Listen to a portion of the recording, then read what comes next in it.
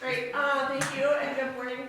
Thank you for coming to the one visit group we had today. And Dr. Dahl and Dr. Dahl. Final day of Science Scholars. You're almost done. You've almost made it. So welcome to the June 1 part. Hello guys, my name is Junwon and I'm here to present utilizing spectral sensors to determine the optimal height and time to measure fluorescence.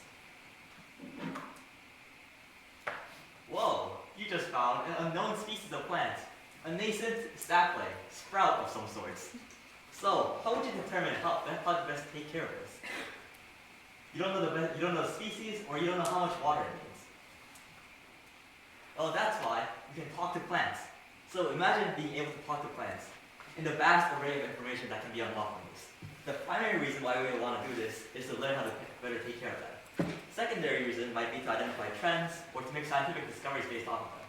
The tertiary reason might be to help combat climate change using that information that we found and create a new venue for environmental engineering where we have a vast array of information to find and use for environmental engineering. So, all is good, but how do we apply talking to plants into research? Well, we can use fluorescence or some sort of signals that tell us about the plant's conditions. Fluorescence provides valuable information based on the plant's dryness levels, as fluorescence is created when plants photosynthesize, which can be linked to its health status. And to measure fluorescence, drones can be useful because they can cover a large area in the sky remotely. And the use of drones in agriculture is coincidentally increasing, as well as in the department of combating wildfires. So we can use the drone to measure fluorescence. But how do we find the optimum condition to measure fluorescence using drones? So that's why I'm going to present to you some background research on fluorescence. So I actually conducted this research last year, and here's what I found. So basically, chlorophyll fluorescence is triggered when a light of high intensity enters one of the plant's biomolecules, and it excites the electrons in the biomolecule, and when the electrons return to its ground state, it emits a light called fluorescence. And it constitutes about 1% of the incoming light, and the rest is emitted back as heat or reflection. And there are a couple of different biomolecules that trigger fluorescence. One major thing is chlorophyll, but there are also others such as lignin, porphyrins, or ketones. So I'm going to be focusing on the ones that produce red fluorescence over there, which is at the right spectrum, as that is where the sensor can detect. And previous research's methodology was that I used blue light in a controlled environment to excite fluorescence off of different biomolecules such as chlorophyll and others, and then detected the fluorescence and then analyzed the different results that came out. And then I identified the signal that indicated whether the plant was dry or moist, and then I used that to predict the dryness levels of the plants. And combining different conditions such as leaf type, leaf arrangement, and the dryness levels of the leaves, as well as the fluorescence measurements, I combined that information with AI to create a machine learning model that can predict dryness based on these different variables. So moving on to this current research's methodology, I'm going to be using the sensor to detect fluorescence from the tree, from the ground. But you might be asking, it might be different than measure fluorescence than measure fluorescence from the sky. Well, the light flux equation over there is shown as F apparent brightness equals light intensity over 4 pi r squared, which is the surface area of a sphere. So what it's telling us is that apparent brightness is inversely proportional to the surface area of a sphere, since light spreads in a spherical manner, and all points at the surface area of the sphere get the same amount of light apparent brightness according to theory. So we can see that. So we can have a predetermined distance, which is the hypotenuse of the right triangle, as 100 feet or 200 feet. Then we can measure the horizontal distance using a measuring tape, and we will call that x. And then we can also measure the theta with the angle between the ground and the middle of the tree. And we can use some trigonometry by multiplying x with cosecant of theta to get the 100 feet or 200 feet as we desire. And fluorescence was measured as intensity against the tree minus the sunlight intensity somewhere like not facing the tree. So that would like create like a control variable, which is the sunlight intensity, to account for sunlight's inherent intensity when the sensor measures intensities of different wavelengths. So these are the photos of the materials. So figure 5 shows deciduous tree at the left and the pine tree at the right. I selected these two species and also measuring fluorescence from deciduous trees and evergreen trees. Figure 6 shows the protractor, courtesy of Dr. Dahl. So what it can do is that there's basically a mass hanging out at the bottom of it, and when you rotate it, then the angle that the thing makes from 90 degrees to where the string is approximately is equal to the angle that's created from the slanted protractor. He saved me $20. And figure 7 is the table for the sensor. It's a 3D printed apparatus that can hold the sensor at a firm space and a firm angle so that it wouldn't create that much variance for the results.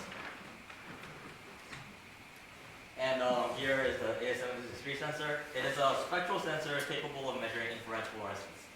So it can measure intensities at 6 different spectrums, but what I'm going to be focusing on is the 680 nanometer spectrum, 730 and 780 nanometer spectrum, as those were where plant leaf fluorescence was the most concentrated at.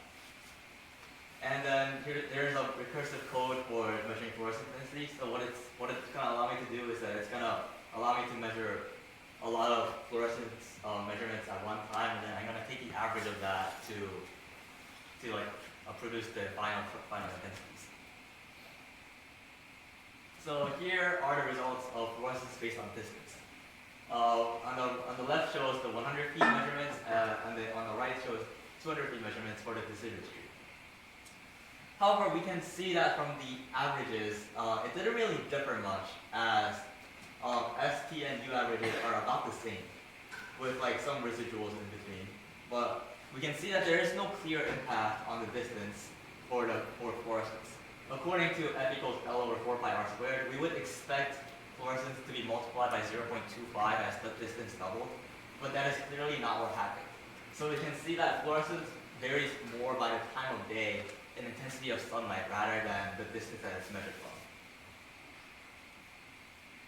And here is the fluorescence based on time of year. So we can see that contrasting to the distance, there's a clear negatively linear pattern for both of those. And by analyzing the slopes, we can see that the pine trees have less negative slope than the deciduous trees. And this is because pine trees have less surface area of the leaves that produce fluorescence, so they naturally produce less fluorescence. So deciduous trees produce more fluorescence, and that's why they differ more drastically. But these are not the best graphs, as they were taken at approximately the same time rather than exactly the same time every day. So I hope to repeat the experiment next time with when I have more free time to do it on a consistent time of day over multiple days. And here is the results for the fluorescence as the time of day changes.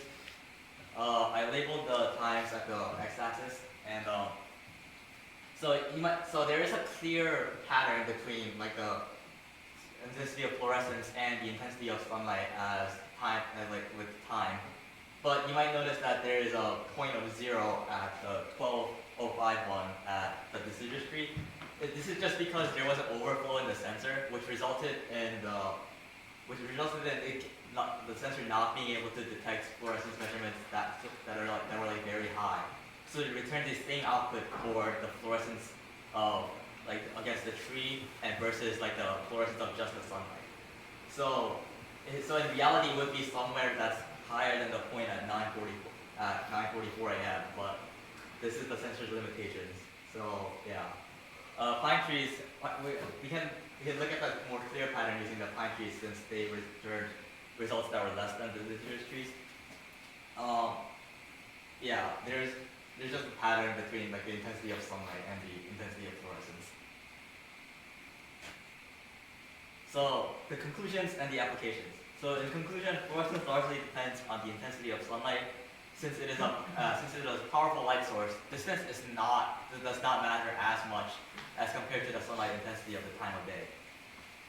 And for the application, I hope to apply this research to wildfire prevention. So what the drone will do once I collect the data with the drone again when I have more budget, it's gonna collect data across large areas of forests, and then it's gonna map out the airness of the areas as predicted by fluorescence. Then we're gonna implement preventive measures against wildfires in the most arid areas as determined by the mapping out. And then we can also include outside data such as precipitation, temperature, and wind speed to find out, to more comprehensively find out the area with the most likelihood of wildfires.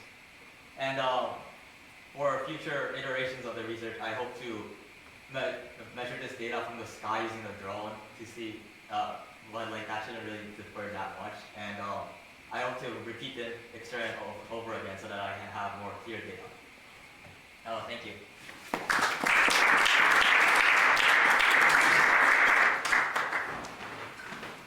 Any questions? Yes. Could you go back to your graphs with the, Yeah. how can it be negative for us? Oh, this has something to do with how I measure my fluorescence. So it was the measurement against the tree minus the measurement against the sunlight. So what the tree could do is that it could block sunlight so that it produces a less fluorescence measurement.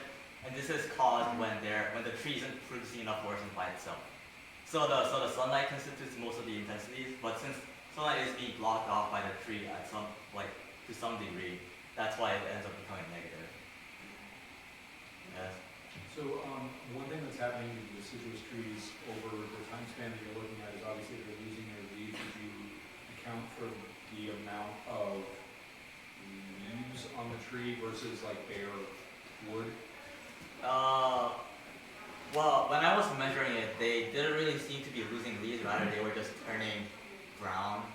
It didn't seem like they were losing a lot of leaves, but that is something that I might have to take into account when I'm having this over a larger period of time rather than just 15 days.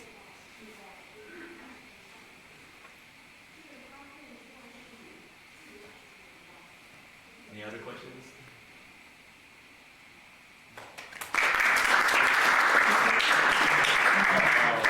There's citations and image credits. Image credits.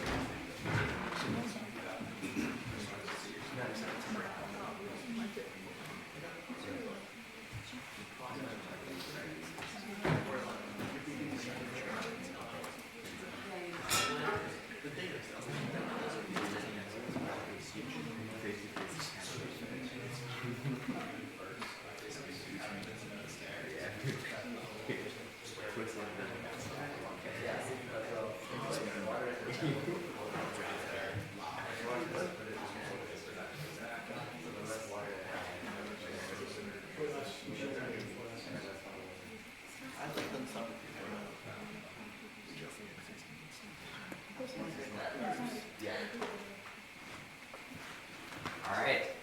Thank you for coming here on this cold Friday morning. My name is Devin, and for my scholars project, I am evaluating nuclear batteries in the future energy landscape. Oh no, my computer, it died.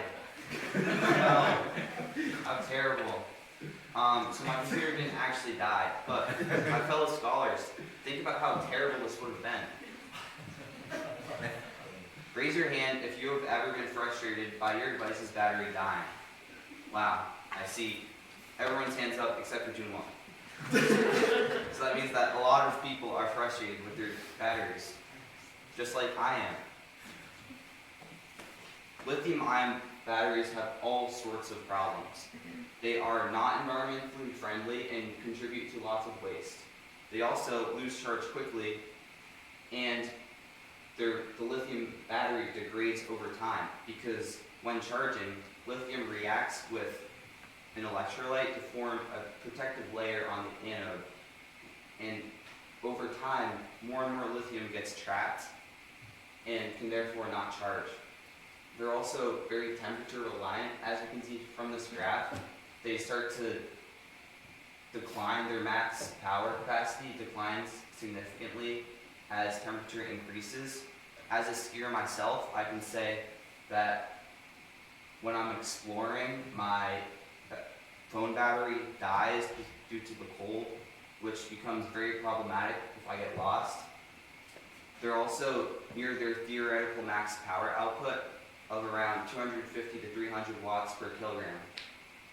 And they're pretty dangerous. If a separator of lithium ion battery fails, it can cause gas formation, fire, or even explosion. So in my search to find a better battery, I looked at nuclear batteries, which are fueled by waste. So there's a lot of misconceptions about nuclear waste. It does not look like this.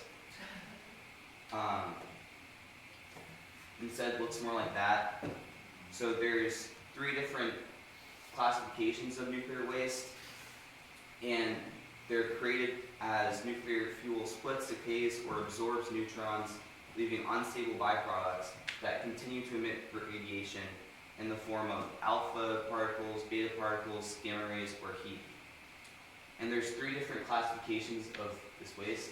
There's low-level waste, which can include contaminated clothing, and it doesn't require extensive treatment. You can usually dispose of it in near-surface facilities. And then there's intermediate level waste, which does require engineered disposal and is usually mixed in with concrete, as this picture shows. That's intermediate level waste.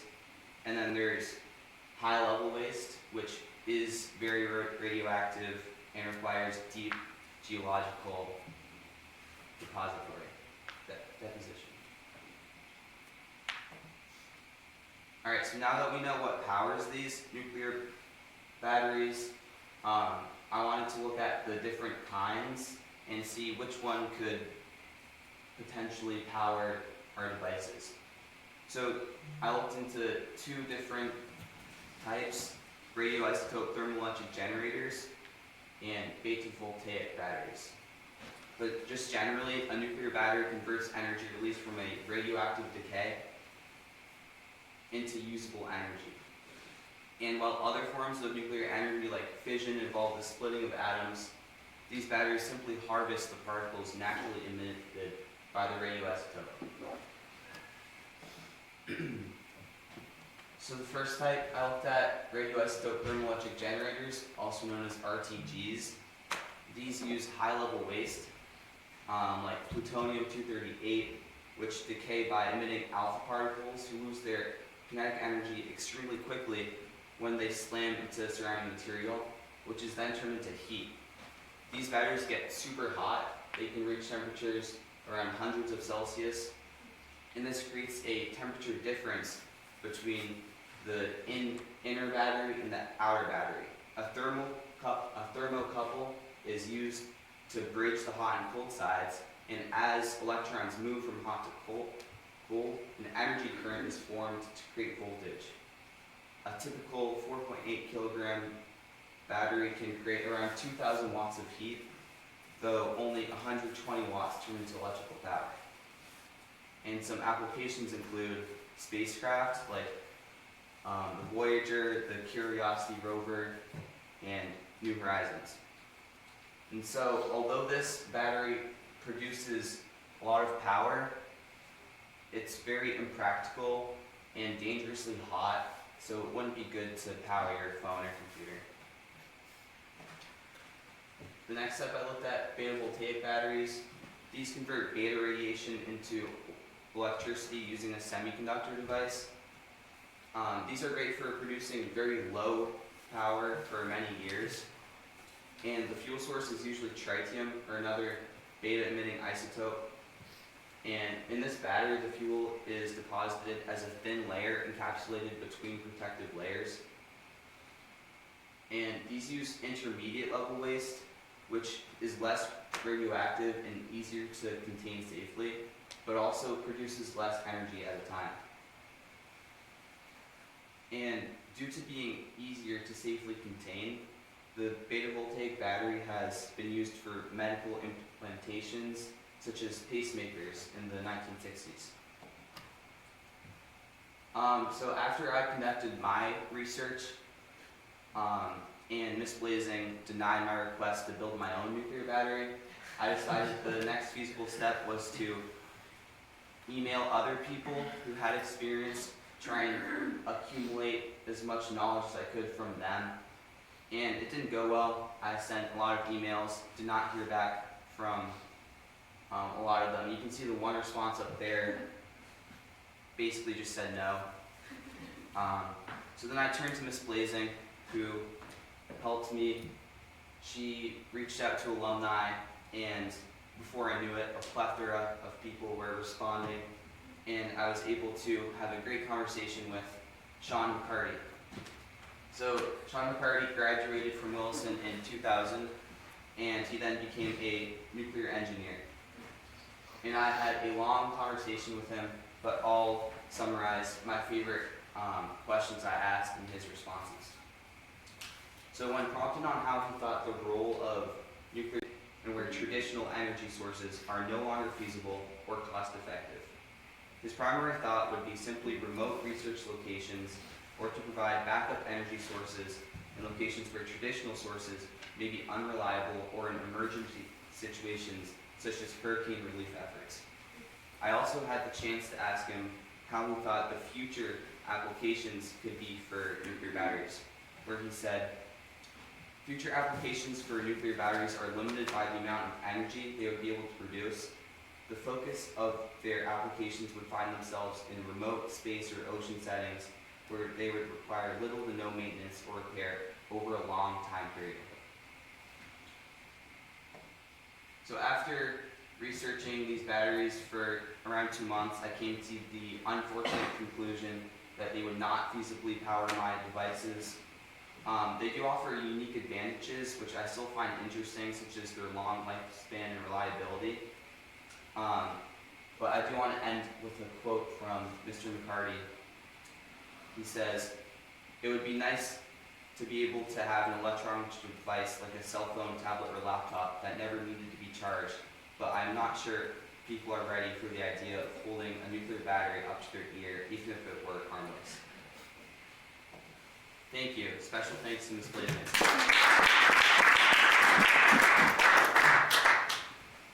Does anyone have questions?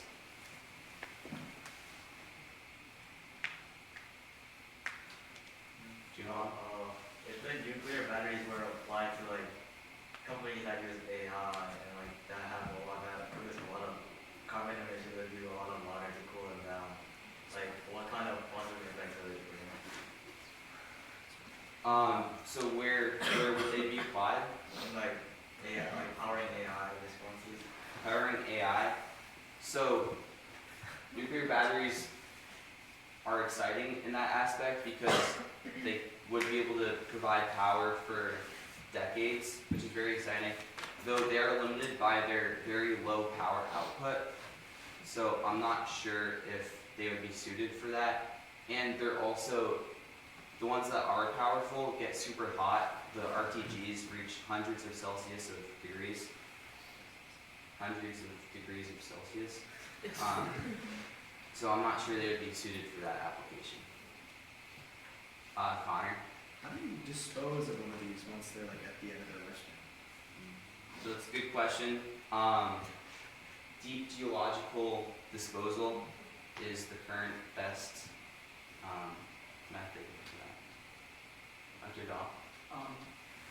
You mentioned some of the applications for the RTGs, I guess the high output ones, in space exploration. Are there any things on Earth where they're being used currently? So I believe they are suited for deep sea applications. They work best in extreme environments where replacing a battery is difficult. Well, Hi Devin, I was wondering what was the thought process like behind choosing which alumni to reach out to? Well, that's a great question. Miss Blazing did some magic and people started responding. So that's a great question for Miss Blazing. Thank you.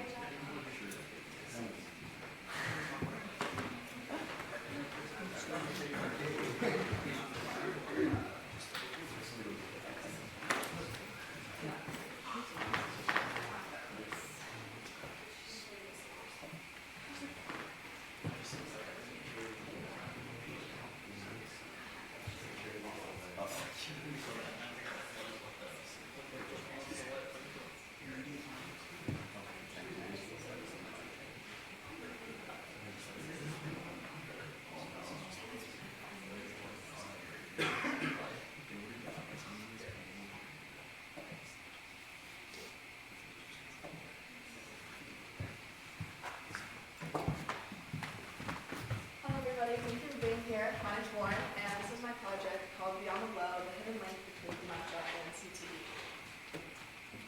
So here we have a picture of my great-grandmother and Erin Hernandez. So my great-grandmother is an elderly woman. She's very kind, and she often puts people's faces, memories, and pieces of her past. This is because she was diagnosed with dementia. On the right, the left, we have a picture of Erin Hernandez, who was an NFL player. He was 27 years old, and his brain was found to be severely damaged. This is because he was diagnosed with CTE. Just by looking at the two, you think that they have nothing in common, but this is actually very far from the truth. Under a microscope, their brains share a very similar story, and they tell similar backgrounds. So first off, this is my guiding question that helped me with my research, and it was, how does repeated head injuries increase the likelihood of developing dementia or CTE? So first, I'll start off by defining dementia. So dementia is a group of brain disorders that causes a decline in cognitive memories. This includes your thinking, your memory, your judgment, your language, etc. There's also 7 stages of it. The way I like to think about dementia is it being like the overarching idea, and there's different types that fall underneath. Some of these types being Alzheimer's, which is the most common. There's also vascular dementia, which is caused by blood vessel damage in your brain. There's Lewy body dementia, which affects your whole body. There's frontotemporal dementia, which is when your frontal lobe and your temporal lobe is affected. And there's also mixed dementia, when there's different types of dementia that are present. This is chronic traumatic encephalopathy. So this is, or in other words, CTE. So it's a neurodegenerative disease that develops after there are consistent head injuries or concussions over time. You're often diagnosed with it after death, and it's characterized by the abnormal tau protein buildup patterns. Tau proteins are a family of proteins that are found in the brain, and they play a role in maintaining the structure and the function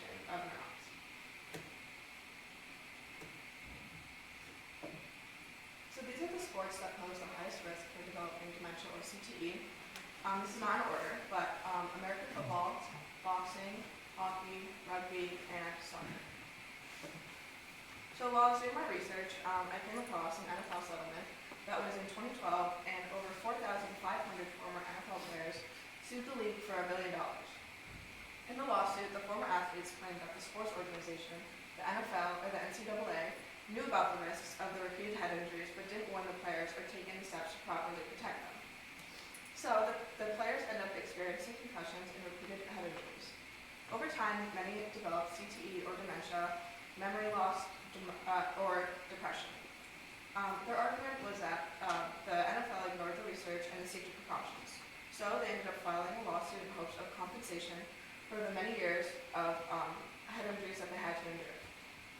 So people who had CTE ended up in total getting $4 million, and people with dementia ended up getting $3 million. CTE got a higher payout because it's considered the most severe and permanent brain injury linked to repeated trauma.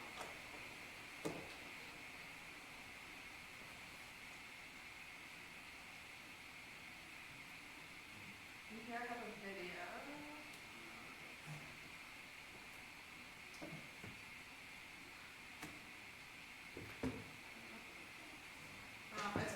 Basically, I just had a video here of two people from ESPN talking about Aaron Hernandez, who was diagnosed with CTE, and he had one of the most severe cases that we researchers had ever seen.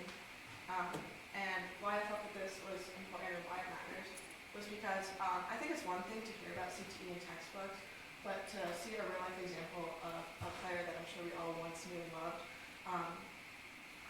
shows how important it is and how it kind of hits close to home. And you can see the average brain of a 27-year-old on the right, and then you can see a picture of Aaron Hernandez's brain on the left.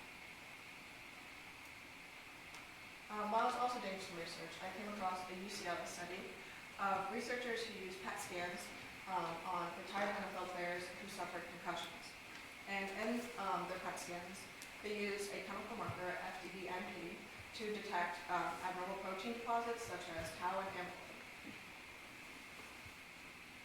So in the suspected CTE, you can see the red and yellow areas, and they show the high levels of abnormal tau protein and amyloid proteins. So the protein buildup is the strongest in the midbrain and the amygdala, which is responsible for your emotion and your movement areas. And why does this happen? Some parts of the brain are more easily damaged the older we get, so we're more likely to collect tau protein that harm brain cells. In the Alzheimer's scan, which is seen in older adults, there's more buildup in the outer cortex, which is responsible for your memory and your thinking. So the findings of this study is that both involve the same kind of harmful proteins. In both diseases, the brain builds up tau proteins and amyloid plaques, which damage the brain cells. The patterns and the locations of these proteins are different, which means that the cause and the symptoms can also be different. CTE is more trauma-related, while Alzheimer's is more age-related. So I guess if we're going to take one thing out of that is that the more concussions you have, the more damage your brain will have. So I wanted to take matters in my own hands after reading the studies, and I decided to send out a survey to 25 individuals, and I asked them all the same 8 questions. These questions were, have you heard of dementia? Where did you first hear of dementia? Do you play contact sport? Have you ever suffered from a brain injury or concussion? Do you think that recurring neurological injuries can increase your likelihood for developing dementia? Do you know what CTE is? How confident are you in explaining CTE? And do you think that dementia and CTE are the same thing? And the last question I want to draw your attention to was the question of, do you think that dementia and CTE are the same thing? 44% answered maybe, 52% answered no, and 4% answered yes. This shows that many people understand that CTE and dementia differentiate from each other, but there's still some confusion and uncertainty about the difference between the two. So I also came across these things called resin halos, which were founded by a woman named Judith McMahon, and they're a brand of headbands that are used to help reduce the risk of concussions and brain injury from repetitive impacts by absorbing rotational forces. She asked a very important question: why are athletes' shins and teeth protected but not their brains? Which I think poses a very important question, because why are certain parts of your body able to be protected but not the most important part? And in these headbands, there's 9 layers, which slide against each other to help absorb the impacts, making them safer and staying light and also more comfortable. And they can also help. So the next steps I would like to take would be to help educate individuals, especially athletes in the public. I think it's important. I think it's important to spread awareness so that the general population understands the risks of playing contact sports. I'm not saying don't play contact sports, but I think it's very important to know the risks of playing them. I also would like to help reduce the confusion between the two, and also encouraging more protective equipment such as the resin halos. For example, maybe better padding in football to help absorb the impacts. And I would also encourage athletes to report injuries and get medical attention, because I think a lot of them are just told to, suck it up, brush it off, it'll be fine, but they're the ones who are going to be the ones suffering. And my conclusions are, I made a little timeline which goes from repeated head injuries to tau protein buildup to developing dementia or CTE. So CTE affects mainly your emotion and your behavior, while Alzheimer's affects your memory and your thinking. There's also a gap in knowledge. My survey proves my point that people are aware of concussions and they know that they're risky, but they're just unsure about the long-term effects. And for also both diseases, there's no cure. There's treatments to help manage, but there's no definite cure. And there's also medicines to help with symptoms, and there's also therapy and lifestyle changes. Any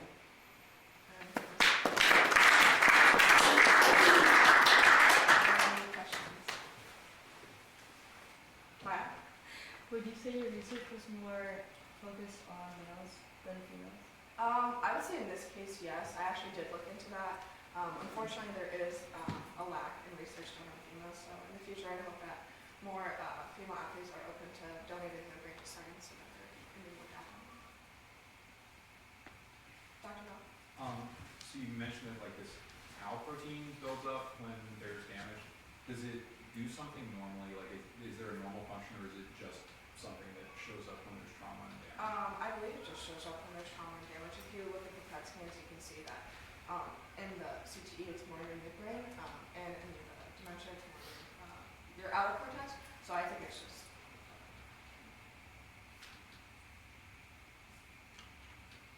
Any other questions? Thank you.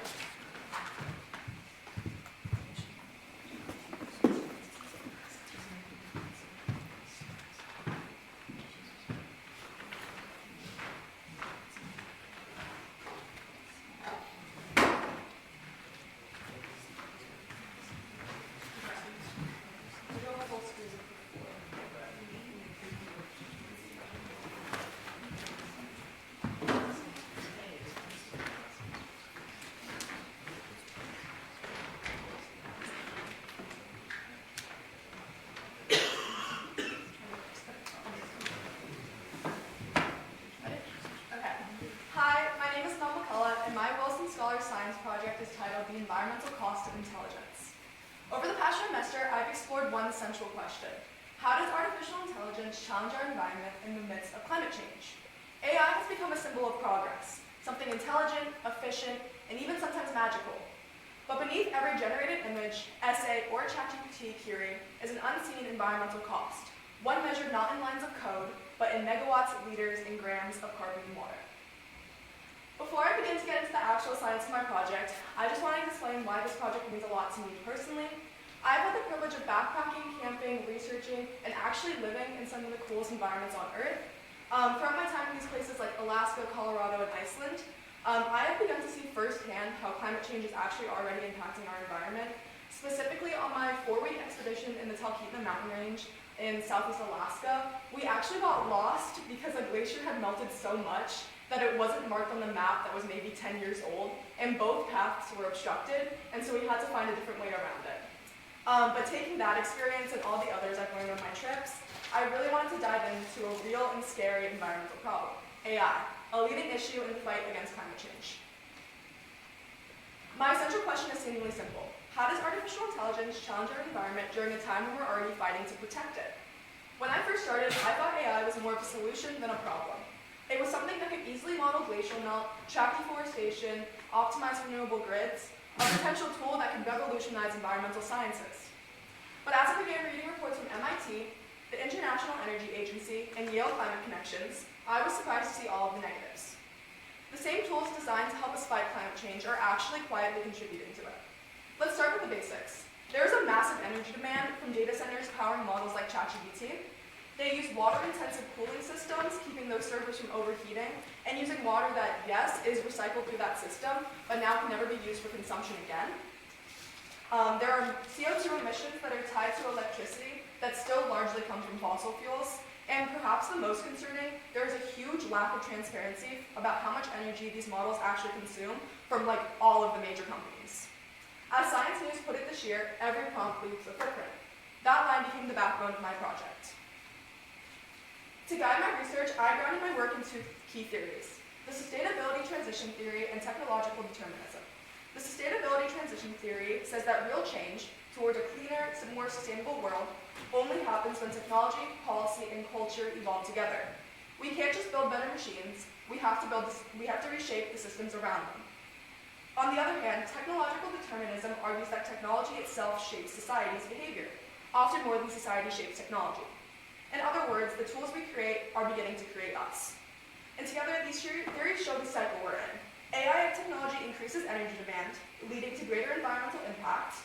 That triggers societal response, which hopefully leads to policy and innovation, pushing technology back towards sustainability. It's a feedback loop, from AI to energy, to society, to policy, and back to AI again. The question is, where are we in that loop right now? To find out, I designed my project around 4 steps. I researched global data from institutions like MIT, the IEA, and the New York Times. I designed and distributed a Williston AI use survey, which gathered data from 172 community members, students, faculty, and staff. I analyzed and determined our total effect as a school, a town, and a state. And I began converting our usage data into estimated energy, water, and carbon outputs to visualize Williston's and Massachusetts' digital footprint. The idea was simple. If we could calculate the energy cost of AI on a small scale, our school, then scale that across Massachusetts, we could see how even the smallest of habits build up. Let's put the scale of AI's footprint into perspective. Training just one model, say OpenAI's GPT-3 model, used around 1,287 megawatt hours of electricity and released roughly 552 tons of CO2. To visualize that, that's enough energy to power 60 US homes for almost a year. It's the equivalent to driving 1.2 million miles in a gas car, and it's what 9,000 trees absorb in just 1 year. And that's just one training cycle. This was before the model even answered a single question. By 2030, AI could account for 1.4% of all global combustion emissions, rivaling the entire airline industry. So even though a single query might feel harmless, these systems operate on a planetary scale, and they're expanding very fast. Here's that growth vision.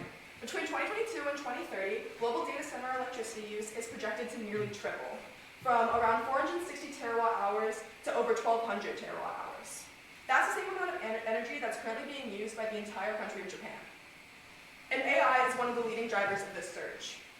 Every time we generate a new image, train a model, or even ask ChatGPT a question, we're adding to that curve.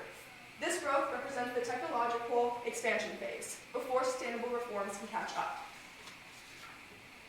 But energy isn't the only concern. Water is just as important. Cooling systems in AI data centers can use around 2 liters of water per kilowatt hour to prevent overheating. On average, a single AI query consumes about 0.32 milliliters of water, which is roughly 1/15 of a teaspoon. And that sounds small until you multiply it by billions of queries each day. In places like Arizona, where Google and Microsoft operate massive data centers, this water often comes from already stressed freshwater sources. Adding to that, the environmental toll of hardware manufacturing, from mining rare metals for chips to e-waste disposal, and we start to see that AI's footprint was never just digital. It's physical, it's industrial, and it's global. As one striking comparison reminds us, one AI query is equal to 10 times that of electricity of a single Google search. This is where my research turns local. I want to know, what does AI use look like here at the Williston Northampton School? And more specifically, what does that mean for our community's footprint?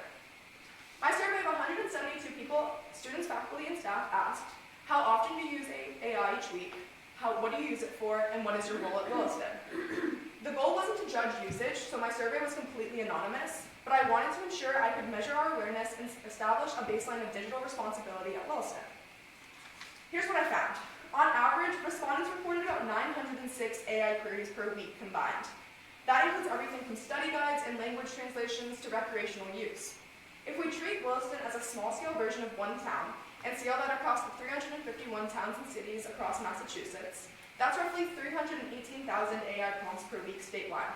I want to preface that I wasn't able, if I had more time, I would have loved to get East Hampton as an entire town, but I am just using Williston to represent East Hampton, so a lot of these numbers you show are actually lower estimates than accurate numbers. But using estimates from MIT and OpenAI, that each query releases up to 5 grams of CO2 and uses about 0.32 milliliters of water, Massachusetts alone could be responsible for up to 1,590 kilograms of CO2 weekly, depending on model complexity. That's the equivalent of running a gas car for almost 350,000 miles per year, just from AI use. That same usage equals roughly 102 liters or 27 gallons of water used every week. That's water used exclusively for cooling, not consumption. It's water diverted from rivers, reservoirs, and groundwater systems, especially concerning during New England's dry summers. While 27 gallons might not sound enormous statewide, it's a reminder that digital actions have physical consequences. Every query is connected to an environmental cost we don't see. Here's that impact visually. At the low end, 0.03 grams per query, emissions are minimal. It's about 10 kilograms of CO2 per week emitted. If we started to cut down our AI use by a little each day, we could eventually reach that. But at the high end, closer to where we are at right now with 5 grams per query, emissions jump all the way to 1,590 kilograms of CO2 weekly. That's nearly 1.6 metric tons, which is about the same as bird burning 175 gallons of gasoline. And that's just from everyday use, not from training new models. Now imagine if AI use continues to grow at the same pace it has this year, doubling again by next spring. And keeping in mind these numbers are probably a lot lower than the real ones. But here's where the story turns hopeful. Small data can lead to big picture awareness. If every person in our state reduced their AI use by half, Massachusetts could save up to 800 kilograms of CO2 and 13 gallons of water weekly. If we reduced it by 3/4, we'd save over 1.2 metric tons of CO2, the equivalent of planting 150 trees each week. That's the power of local change. Digital responsibility doesn't mean never using AI, it means using it consciously, knowing that every query carries a cost and a choice. AI is a double-edged tool. On one side, it holds incredible promise, predicting storms, mapping coral bleaching, optimizing solar grids, but on the other, it's accelerating our energy use and our carbon footprint. As the New York Times wrote, AI may save the planet or help destroy it. Which side we fall on depends on how responsibly we innovate. That's the challenge and the opportunity facing our generation. As I worked on this project, one quote has stuck out to me the most. The intelligence we designed to solve the planet's problems must not become the reason they worsen. That's the irony of progress. The reminder that innovation without accountability can undo its own promise. AI can still be a part of a sustainable future, but only if we define intelligence not just by how smart it is, but how wisely we use it.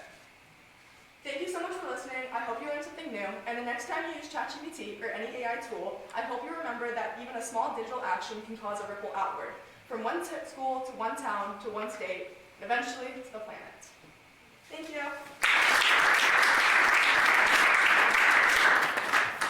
Do I have any questions? Alex. Yeah, you mentioned using ChatGPT versus using Google, but something that Google's added in maybe the past year is like the automatic AI response, which is like, I think there are certain ways to avoid it, but typically if you just type something in, that comes up. Do you think that's something that Google should like maybe reassess and consider getting rid of? Yeah, I was actually researching this last night because someone asked this question to me when I was rehearsing. But Google doing that is like putting into ChatGPT, so it's using the same amount of energy. And this is where, when I said there's a huge lack of transparency from the big companies, Google isn't actually telling us how much energy they're using. They're just kind of doing it because it's easier. And so yes, that is actually a really bad choice from Google. That is not sustainable at all. Connor. How come the water can't be used again once it's used in Google? So, because of the e-waste and in the systems, it gets all heated up and it's just not safe for consumption because it goes through all these different data centers and all of that, and it's kind of hard to, and they also need a constant amount of water, and so once it's in the system, it kind of can't leave if the system wants to keep running. Do you know what? Can we use water that's polluted from the beginning to cool the things? Because we can't drink it anyway.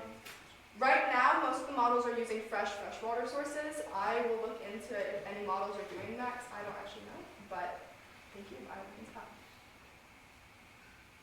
Anyone else? Okay, amazing, thank you. Oh, Dr. Dahl? Okay. I was just gonna ask, what was sort of in this process, what was the most surprising thing that you came across, or what was, what sort of? Yeah, I think just how big the numbers are. I was looking at my data and I knew it was going to be lower, so I wasn't expecting to actually see wow, this is a lot of carbon. This is a lot of and making it the 9,000 trees, that whole section where I'm trying to find it. This section where I'm comparing it to different things. Doing this, and I was just it's insane. And yeah, that was probably the most surprising, just seeing it in real life application. Thank you.